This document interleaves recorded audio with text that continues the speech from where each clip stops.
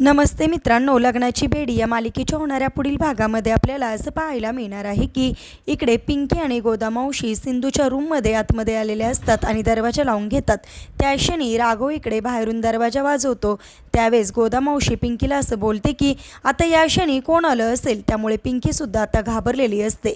तर इकडे गोदामावशी दरवाजा उघडते, त्यावेळेस पिंकी समोर नसते, पिंकी गायब झालेली असते। त्यावेळेस गोदामावशी राघवला म्हणते, काय झालं, काय पाहिजे तुम्हाला? त्यावेळेस राघव म्हणतो, कृष्णा कुठे आहे, मला कृष्णाबरोबर 2 मिनिटं बोलायचं आहे। त्यावेळेस गोदामावशी बेडकडे बोट दाखवते आणि म्हणते, कृष्णा झोपली आहे।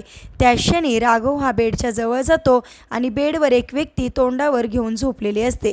त्यावेळेस तोंडावरचं ब्लँकेट काढत राघव हा बघतो। त्याच क्षणी आतमध्ये आपल्याला आता सिंधूच असलेली पाहायला मिळणार, म्हणजेच आता सिंधूने ऐनवेळी एंट्री करत आता इकडे मधुराणीचा चांगलाच डाव उलटवून लावलेला असतो। आता कशा प्रकारे सिंधू इकडे मधूला चांगलाच धडा शिकवणारे पाहणेसुद्धा इंटरेस्टिंग आहे।